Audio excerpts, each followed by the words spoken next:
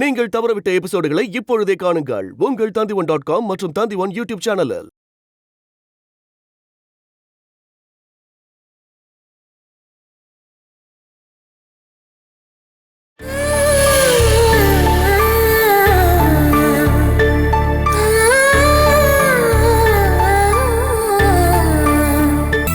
சதீஷ் அண்ணா, அம்மாவுக்கு தான் விஷயம் தெரிஞ்சிருச்சுல்ல. இன்னைக்கு ஒரு நாள் இருந்துட்டு நாளைக்கு போலாமே.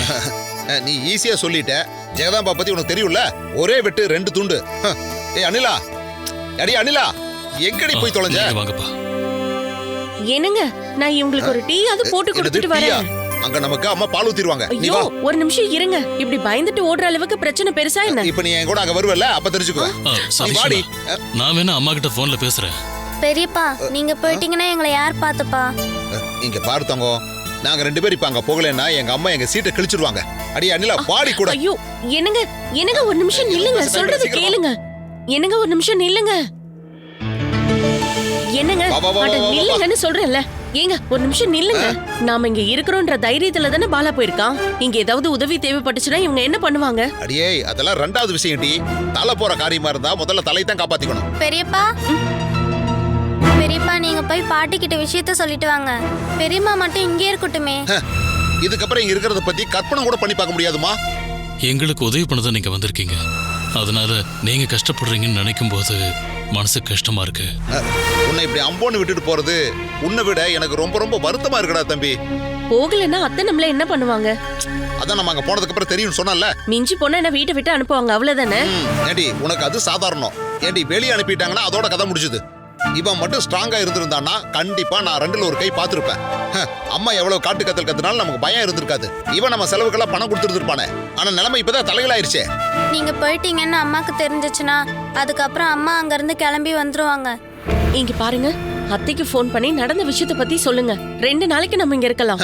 ஏண்டி, முளவு காட்டுல நமக்கு சவக்குழி வெட்டி காத்துக்கிட்டு இருக்காங்க. இனி ஒரு நிமிஷம் லேட் ஆனாலும் நம்மள உள்ள தள்ளி புதைச்சிருவாங்க. அப்படின்னா இவங்க சாப்பிடுறதுக்கான சாப்பாடாவது ரெடி பண்ணி வச்சுட்டு போலாம். சும்மா தொடர்ந்து சொன்னதே சொல்லிட்டு இருக்கேன். டே வேணும், நாங்க உடனே அங்க போகலைன்னா எங்க நிலைமை அதோ கதிதான். இங்க யாரு நம்ம செலவுக்கு பணம் கொடுப்பாங்க? இங்க பாரு, இப்ப நீ என் கூட வரதா இருந்தா உடனே கிளம்பு, இல்ல நான் தனியா போயிருவேன். பாத்துக்க. ஐயோ, என்னங்க, ஒரு நிமிஷம், நான் சொல்றது கொஞ்சம் கேளுங்க. நம்ம இவங்களுக்கான இன்னும் உனக்கு புரியல. அனிலா அண்ணி, எங்களை நினைச்சு நீங்க கவலைப்பட வேண்டாம். நீங்க கிளம்புங்க. நீங்க போற விஷயத்த பாலா கிட்ட மட்டும் சொல்லிடாதீங்க. அவளுக்கு தெரிஞ்சா எல்லாத்தையுமே வேண்டான்னுட்டு உடனே இங்க கிளம்பி வந்துருவா. டேய், பாலா கால் பண்ணா நாங்க இங்கதான் இருக்கோம்னு அவகிட்ட சொல்லிடு. எங்களுக்கு கால் பண்ணா நாங்க போனை எடுக்காம இருந்துக்கிறோம். எல்லா பிரச்சனைக்கும் ஒரு தீர்வு இருக்கடா வேணும். இப்ப முதல்ல இந்த பிரச்சனையை தீர்த்தாகணும்டா. டேய் வினுக்கண்ணா, பெரியப்பா போயிட்டு வரேன். ஓகே, முடிந்தால் மீண்டும் சந்திப்போம். ஓகே பாப்பா, போயிட்டு வரேன் கண்ணு. அடியா அனிலா, நீ இப்படியே நின்னுட்டு இருந்தீங்கன்னா என் பிபி தான் ஏறும். ஐயோ, டேய், என்னோட பிரஸ் உள்ளதான் எங்கேயாவது இருக்கும். அதை தேடி கண்டுபிடிச்சு நம்ம ஊர் பஸ் டிரைவர்கிட்ட கொடுத்து விட்டுரு. தேடி எடுக்க நேரம் இல்லடா தம்பி. சரியா? சிலையா நின்னுட்டு இருக்காத, வாடி என் கூட. வா வா வா வா வா. எங்க சொல்றத கேளுங்க சாமி. ஜெகதாம்பா கிட்ட இருந்து நீதான் எப்படியாவது காப்பாத்தணும். வாடி வா வா. அப்பா, அம்மா கால் பண்ணி கேட்டாங்கன்னா பிரச்சனை வருமா? இல்லம்மா, இப்போதைக்கு அம்மா கேட்டாங்கன்னா அவங்க இல்லைன்னு சொல்ல வேண்டாம். வாங்க.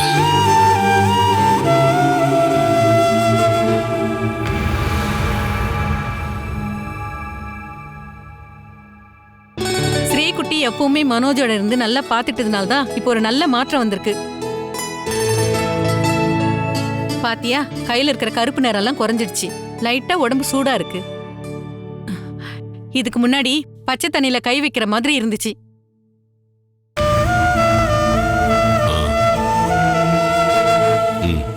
மருந்தோட விலை குறைஞ்சிருச்சுன்னு பேப்பர்ல போட்டிருந்தாலும் கூட எல்லா மருந்து விலையும் அதிகமா தான் இருக்கு. இப்ப 3 விதமான டேப்லெட்டை நான் போய் வாங்கினதுக்கு 1700 ரூபாய் ஆயிடுச்சு. இவ்வளோ செலவாகணும்னு எதிர்பார்க்கவே இல்லை. என்னோட கையில வெறும் 500 ரூபா தான் இருந்தது. அப்புறம் மிச்ச பணத்துக்கு நான் ஃப்ரெண்டு கிட்ட கடனா வாங்கினேன். என் கையில இருந்து செலவு பண்ணா அது பிரச்சனை கிடையாது. ஆனா என் ஃப்ரெண்டு கிட்ட நான் கடனா வாங்கினதை நாளைக்கே கொடுத்தாகணும். நீங்க வர வர இப்பெல்லாம் அடிக்கடி ரொம்ப கணக்கு பார்க்க ஆரம்பிக்கிறீங்க. ஒரு 12 வருஷத்துக்கு முன்னாடி நீங்க ஒரு செக்கு கேஸ்ல மாட்டினப்போ ஓடி ஆடி எல்லா வேலையும் பார்த்தது, போலீஸ்க்கும் வக்கீலுக்கும் பணம் கொடுத்தது இதோ என் வீட்டுக்கார் தான். அன்னைக்கு செலவு பண்ணாரே, அதை பத்தி ஒரு வார்த்தையாவது பேசிருப்பாரா? இவர் செலவு பண்ணதுல 1 ரூபாயாவது நீங்க திரும்ப கொடுத்திருக்கீங்களா? பாரு, நீ அப்பா கிட்ட சத்தம் போட்டு பேசாத ஜெயா. பழைய விஷயங்களை மறந்துட்டு யாரும் பேசவே கூடாது. ஒரு 4 மாத்திரை வாங்கிட்டு வந்து கொடுத்துட்டு அப்பா சொன்ன கணக்கை கேட்டதுக்கு அப்புறம் அது எனக்கு ஞாபகம் வந்துச்சு.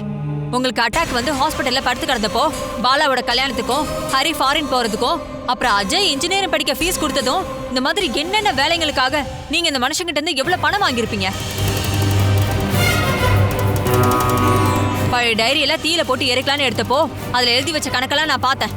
அதே மாதிரி ஒவ்வொரு விஷயத்துக்காகவும் இந்த குடும்பத்துக்காக உதவி பண்ண என் வீட்டுக்காருக்காக ஒரு 1700 செலவு பண்ணதுக்கு உங்க நெஞ்சே வெடிச்சு போச்சு. என்ன 1700 தானா? ஹாஸ்பிட்டல் செலவுக்கு நீயா கொடுத்த? தயவு செஞ்சு என்னோட கோவத்தை கிளறாதீங்கப்பா. என்னோட வலையில அடகு வச்சு நீங்க எவ்வளவு பணம் வாங்குனீங்க அதுக்கான கணக்கை நான் இது வரைக்கும் கேட்டேனா? ஹாஸ்பிட்டல் செலவுக்கு ஹரி எவ்வளவு பணம் அனுப்புனா? அஜய் கிட்ட இருந்தும் நீங்க வாங்குனீங்கல்ல? என் வீட்டுக்கார பார்க்க வந்த சொந்தக்காரங்க கொடுத்த பணத்தை அதை உங்ககிட்ட தானே ஒப்படைச்சேன். அதுல இருந்து எவ்வளவு பணம் மீதி இருக்குன்னு நான் கேட்டேனா என்ன? எல்லா கணக்குமே உங்களோட கையில இருக்குல்ல? அதை எல்லாத்தையும் எடுத்துட்டு வாங்க.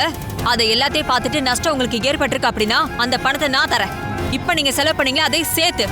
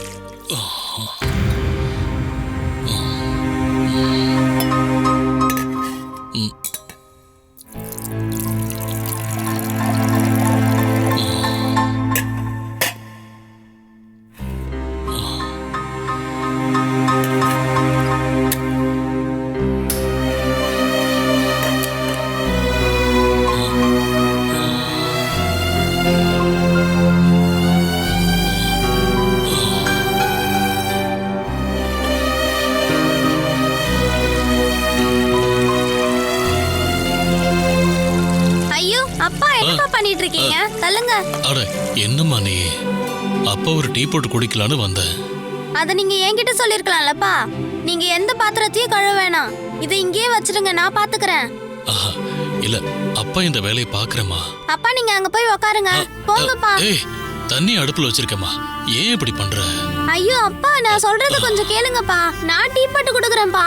அப்பா நீங்க இங்க உட்காருங்க. நான் போட்டுக்கிறேன். நான் போட்டு தரேன்ப்பா. அப்பா அம்மா அட்டெண்ட் பண்ணட்டுமா? நீ அட்டெண்ட் பண்ண வேண்டாம், நான் பேசிக்கிறேன். அம்மா கேட்டாங்கன்னா இத பாருங்க, பெரியப்பாவும் பெரியம்மாவும் இங்க தான் இருக்காங்கன்னு சொல்லணும். ஹலோ, நான் ட்ரைனிங் நடக்கிற இடத்துக்கு வந்திருக்கேன். நீ சாப்பிட்டியா பாலா? என்ன விட்டு தள்ளுங்க. அங்க நீங்க எல்லாரும் சாப்பிட்டீங்களான்னு கேக்குறதுக்காக தான் நான் கால் பண்ணேன். நாங்க இப்பதான் சாப்பிட ஆரம்பிக்க போறோம். அனிலக்கா கிட்ட கொஞ்சம் போன் கொடுங்க. அது அனிலா அண்ணி உள்ள டீ போட்டுட்டு இருக்காங்க. நான் அகிலா கிட்ட கொடுக்குறேன். அவங்க போனதை பத்தி அம்மா கிட்ட சொல்ல வேண்டாம்.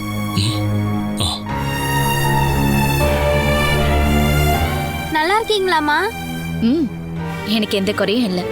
நீங்க அப்பாவை நல்லபடியா பாத்துக்கணும். அவரை நீங்க தொந்தரவு பண்ணக்கூடாது. சரிங்கம்மா. நான் இல்லைன்னு நினைச்சுக்கிட்டு ஏதாவது வீட்டு வேலை செய்ய போனார்னா அதை செய்ய விடாத. இல்லம்மா, நாங்க எந்த தொந்தரவும் பண்ணவே இல்லம்மா. என்கிட்ட கொடு. அம்மா நீங்க எப்பமா வருவீங்க? நான் கொஞ்சம் நல்லா வந்துருவேன்பா. சண்டை எதுவும் போடாம சமத்து பையனா இருக்கணும். அம்மா கொஞ்சம் சீக்கிரம் வாங்க. வந்துருவேன்பா. நம்ம பேசிட்டு இருந்தோம் வை, அம்மாவோட ட்ரைனிங் கிளாஸ் ஸ்டார்ட் ஆயிடும். பாலா, எங்க எங்களுக்கு ஒரு குறையும் இல்ல. நீ எங்களை பத்தி கவலைப்படாம கிளாஸ் அட்டெண்ட் பண்ணுமா? நான் கிளாஸ் முடிஞ்சதும் கால் பண்றேன். சரி பாலா.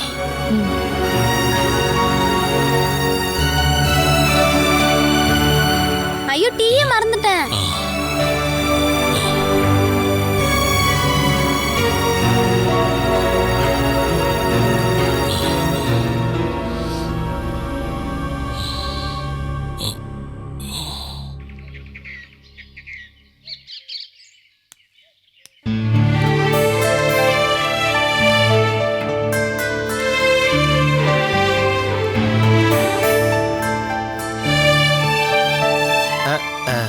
ஆமா பிள்ளை, நீங்க ஒரு நாளைக்கு எத்தனை தடவை இந்த மாதிரி நடப்பீங்க? என்ன கேட்டீங்க?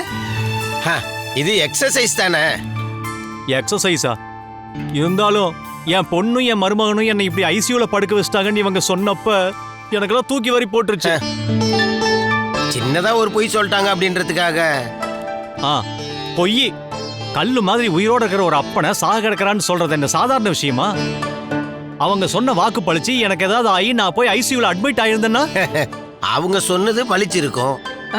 கண்டவங்களுக்கு போய் உதவி பண்றதுக்காக அப்பா செத்துட்டாருன்னு சொல்றது கூட தயங்க மாட்டாங்க. அவங்க வரட்டும். நீங்க நல்லா கேட்கணும் ஜெகதாம்பா.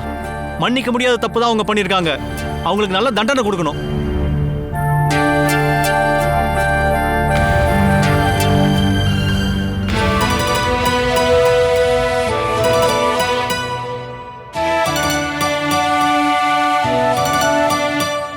ஏய், இந்த எரும மாடு யாரை முட்டி தள்ளுறதுக்காக இப்ப குறுக்கையும் நெடுக்கையும் நடக்கலான்னு தெரியலையே. எங்க அப்பாவை எரும மாடுன்னு சொன்னீங்க. எனக்கு எமனா வந்து நிக்கிற உங்க அப்பனை பார்த்து நான் வேற என்னடி சொல்ல முடியும் சொல்லு? என்ன கடவுள்னு சொல்லவா? இந்த விளங்காம போனவன் இந்த நேரத்துல எதுக்காக இங்க வந்திருக்கான்னு ஒண்ணும் தெரியலையேடி. என்னங்க இங்க பாரு, இதுக்கப்புறம் இங்க என்ன நடந்தாலும் அது விதின்னு தான் நம்ம நினைச்சுக்கணும். சரி, நான் சொல்றதை செய். நீ முன்னாடி போ, நான் பின்னாடியே வர்றேன். அதெல்லாம் வேண்டாம், நம்ம ஒன்னா போலாம். சொல்றதை கேள்வி, முன்னாடி போ. என் கூட வாங்க வாங்க. அதவங்க பாருங்க, உங்க பொண்ணும் மருமகனும் வராங்க.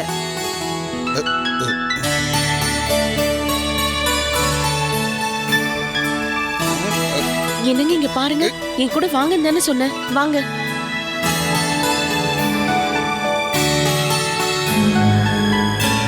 அட வாங்க.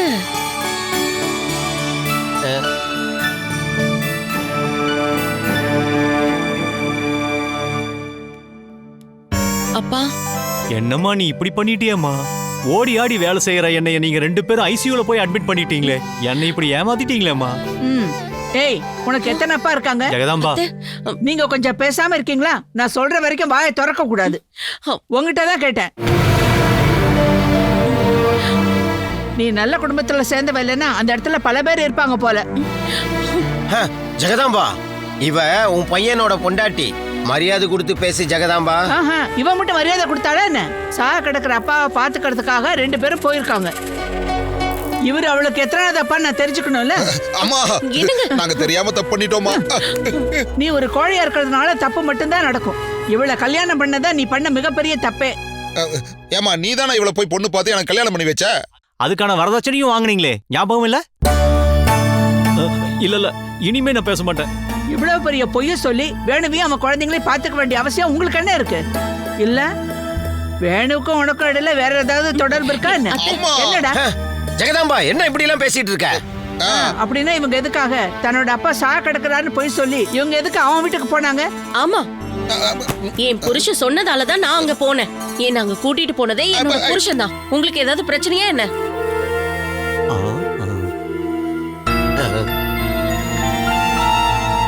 பெத்த தாய் கூட திரும்பி பார்க்காத ஒருத்தர் மேல இந்த அளவுக்கு பாசம் காட்டினதுதான் நாங்க பண்ண தப்பா? அத சாக்கா வச்சு எனக்கும் அவருக்கும் தொடர்பு இருக்குன்னு இன்னொரு தடவை நீங்க சொன்னீங்க. உங்களுக்காக நான் இவ்வளவு நாளா கொடுத்துட்டு இருக்க மரியாதை எல்லாத்தையும் தூக்கி போட்டு ஒரு பிச்சைக்காரி கொடுக்க வேண்டிய மரியாதையை தான் நான் உங்களுக்கு கொடுப்பேன். அதை என்ன செய்ய வச்சிடாதீங்க. அங்கேயே நில்லுடி. என் முகத்தை பார்த்து பிச்சைக்காரின்னு சொல்லிட்டு அப்புறம் எதுக்காடி நீ இந்த வீட்டுக்குள்ள போக பாக்குற? இனிமே நீ இந்த வீட்டிலே இருக்க வேண்டாம். அம்மா,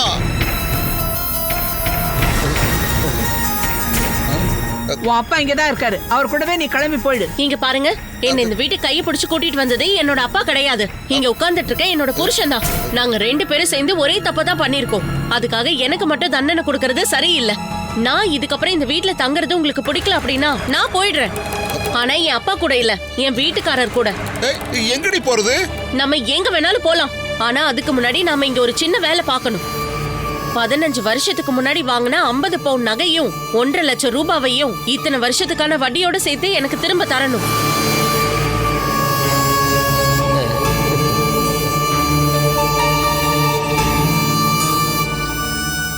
அது மட்டும் போதாது.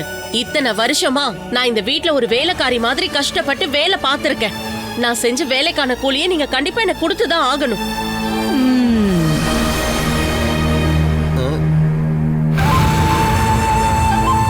இது எல்லாத்தையும் கொடுத்தீங்கன்னா அடுத்த நிமிஷமே நான் இங்க இருந்து வெளியில போறேன். இல்லனா நீங்க என்ன கொண்டு போட்டு சுடுகாட்டுல கொண்டு போய் புதைக்க வேண்டியதா இருக்கும். அது வரைக்கும் நான் இந்த வீட்டை விட்டு போக மாட்டேன். நான் இங்க வந்திருக்கவே கூடாது. நான் இப்பவாவது கொஞ்சம் பேசலாமா? அவ என் பொண்ணுங்கிறதுனால நான் இதை சொல்லல. அவ இப்ப சொன்னது ரொம்ப சரி.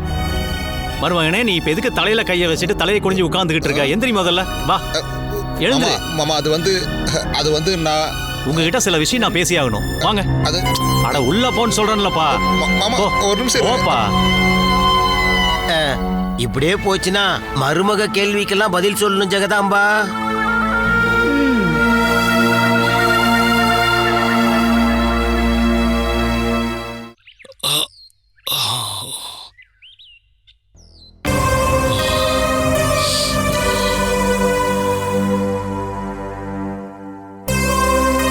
அப்பா, உங்களுக்கு இப்ப பசிக்குதாப்பா?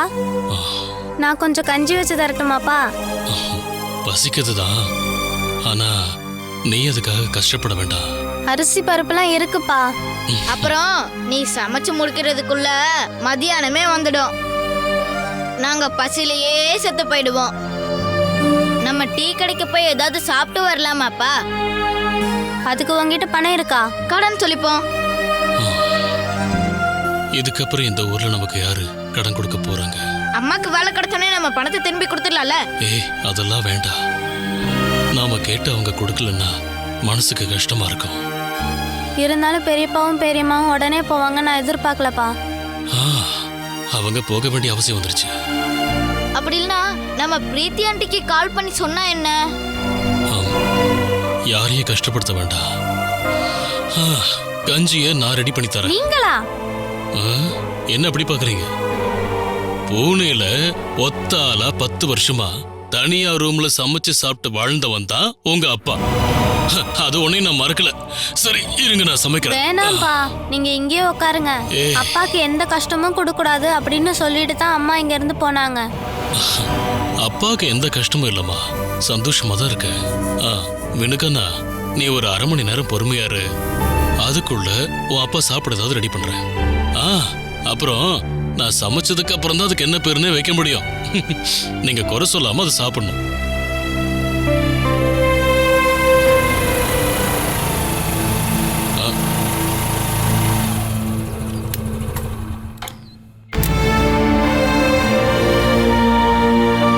அட, என்ன எல்லாரும் வெளியே உட்கார்ந்துட்டு இருக்கீங்க? உள்ள கொஞ்சம் ஹீட்டா இருக்கு, இங்க உட்கார்ந்தா கொஞ்சம் காத்தோட்டமா இருக்கும்ல. இவனுக்கு என்னாச்சு? என்னடா, அப்பா கிட்டயும் அக்கா கிட்டயும் சண்டை போட்டியா? இல்ல அம்மா போறது நினைச்சு வருத்தப்படுறியா? அதெல்லாம் ஒண்ணும் இல்ல. இவனுக்கு பசி எடுக்க ஆரம்பிச்சிருச்சு. பாட்டி கூட்டதுனால பெரியப்பாவும் பெரியம்மாவும் காலையிலே இங்க இருந்து போயிட்டாங்க. சாப்பிடறதுக்கு இங்க எதுவுமே சமைக்கல. அவங்க போயிட்டாங்களா? நீங்க எனக்கு கால் பண்ணவே இல்ல? யாருக்கிட்டயும் சொல்லக்கூடாதுன்னு அப்பா தான் என்கிட்ட சொன்னாரு. அப்படின்னா உங்களுக்கு யாரோட உதவியும் தேவையில்லைல்ல?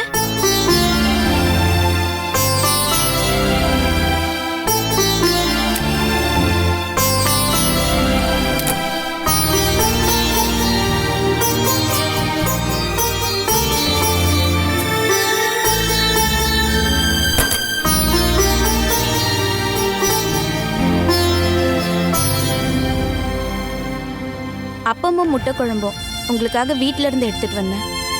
இது பத்துமான்னு தெரியல, நீ கொண்டு போய் பாருமா. பத்தலன்னா நான் சாப்பாடு வாங்கிட்டு வரேன். வினு, அதை அப்படியே கொண்டு போய் தரையில வைக்காத. இந்த குழந்தைங்களோட பட்னியா இருக்கலாம்னு முடிவு பண்ணிட்டீங்களா? இல்ல, நான் அவங்களுக்கு சமைச்சு கொடுக்கலான்னு. புருஷனும் குழந்தைங்களும் கஷ்டப்படக்கூடாதுன்னு சொல்லிதான் அவங்க 2 பேரும் இங்க தங்க சொல்லிட்டு பாலக்கா போனாங்க. ஆனா அவங்க நல்லா எஸ்கேப் ஆயிட்டாங்க.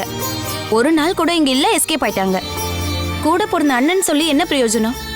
இவங்களோட சுபாவத்தை பாலாக்கா கிட்ட சொல்லணும். ஏய் சித்தாரா, ப்ளீஸ் பாலாக்கு ஃபோன் பண்ணி சொல்ல வேண்டாம். இங்க நாங்க மட்டும்தான் இருக்கணும்னு தெரிஞ்சிருச்சுன்னா பாலா அதுக்கப்புறம் அங்க இருக்க மாட்டா. அந்த வேலையும் கிடைக்காம போயிடும். சொல்ல வேண்டாம். உங்களுக்கு தேவைப்படும் போதோ இல்ல பசிக்கும் போதோ சமைச்சு போட யாரு இருக்காங்க? அதெல்லாம் பிரச்சனை இல்லம்மா. அது பிரச்சனை தான். நான் சிவபிரசாத்க்கு கால் பண்ணி சொல்றேன். உங்களுக்கு ஏதாவது தேவைப்பட்டா அவருக்கு கால் பண்ணுங்க. 4-5 நாளைக்கு உங்களுக்கு சாப்பாடு நான் கொண்டு வந்து தரேன். இல்லனா இங்க வந்து சமைச்சு கொடுக்கறேன். அட வேண்டாமா, நான் அந்த அளவுக்கு ஒன்றும் சோர்வா இல்ல. இது எங்க 3 பேருக்கும் தானே, என்னால மேனேஜ் பண்ணிக்க முடியும். அதெல்லாம் உங்க நினைப்புன்னு. ஒரு வீட்ல இருக்க வேலையெல்லாம் அவ்வளோ ஈஸியா முடியாது. ஆரோக்கியமா இருக்கவங்களாலே அதெல்லாம் பண்ண முடியாது. அப்படி இருக்கும்போது நீங்க எப்படி அதை பண்ணுவீங்க? இந்த மாதிரி தேவையில்லாத விஷயத்தெல்லாம் நீங்க யோசிக்காதீங்க. இங்க நடக்கிற வேலையெல்லாம் நான் பாத்துக்கிறேன்.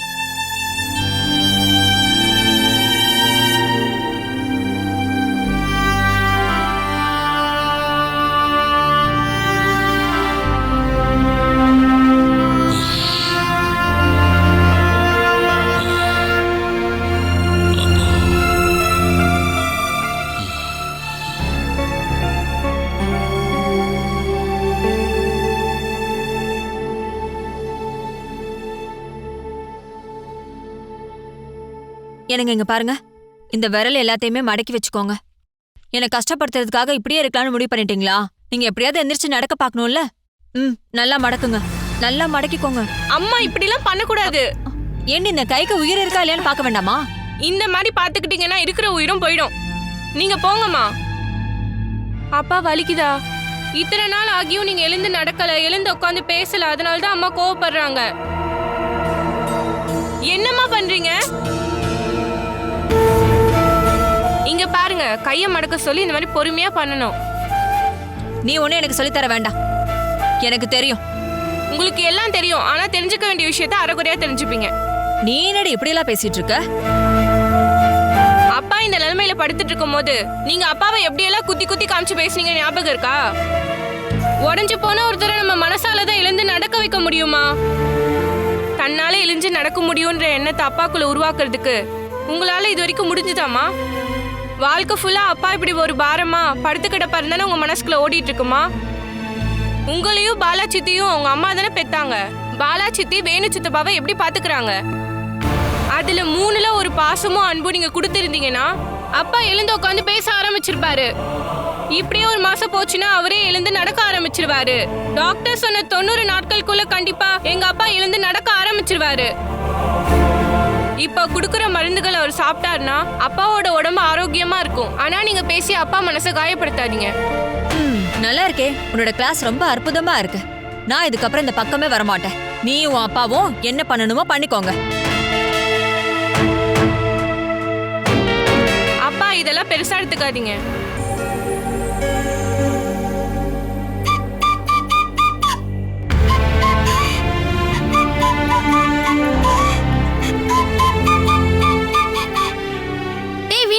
நான் இப்பதானே எல்லாத்தையும் தொடச்சு வச்சிருக்கேன். செருப்பு கொண்டு போய் வெளியே விட்டுட்டு வாடா. நீ கொஞ்ச நேரத்துக்கு அப்புறம் திரும்பி தொடச்சு விட்டா போதும். அம்மா மட்டும் வரட்டும், நான் உங்ககிட்ட போட்டு கொடுக்குறேன். அம்மா வரட்டும். அம்மா வந்ததுக்கு அப்புறம் நீ என்ன வேணாலும் அம்மா கிட்ட சொல்லு. அப்பா எங்க? ஐயோ, அப்பாவோட சவுண்ட்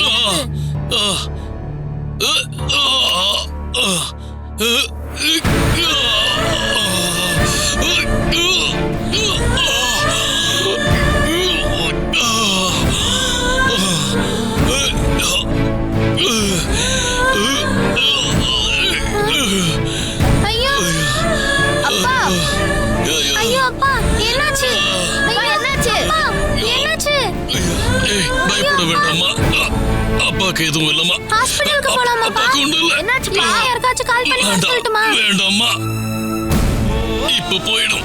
பிரீத்தி ஆண்டியை கூப்பிடுறேன். வழி போயிடுமா? வேண்டாம் வேண்டாம்மா, யாருக்கு கால் பண்ண வேண்டாம், யாரையும் கூப்பிட வேண்டாம். அப்பா அப்பா அப்பா நீங்க எதுக்காக அழுகுறீங்க? ரொம்ப வலிக்குதாப்பா? இல்ல ஒண்ணும் இல்லப்பா. அம்மாடி, வலி மாத்திரம் அங்க இருக்குமா, அத போய் எடுத்துட்டு வரியா? அது சாப்பிட்டா அது சரியா இருக்காதுப்பா. நீங்க அந்த போன் என்கிட்ட கொடுங்க, நான் சிவபிரசாத் அங்கிளுக்கோ இல்ல பிரீத்தி ஆண்டிக்கோ கால் பண்றேன். வேண்டாம், அவங்க யாரையும் கஷ்டப்படுத்த வேண்டாம். ஒரு 10 நிமிஷமா, அப்புறம் வலி சரியாயிடும். நாளைக்கு டயாலிசிஸ் பண்ணணும்.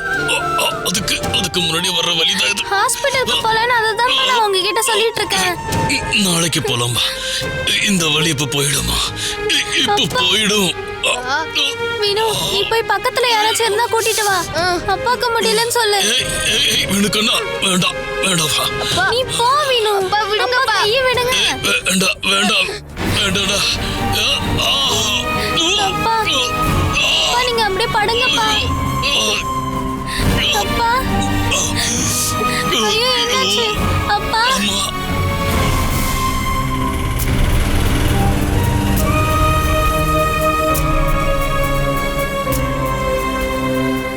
5 நிமிஷம் வெயிட் பண்ணுங்க, வந்துடுவேன்.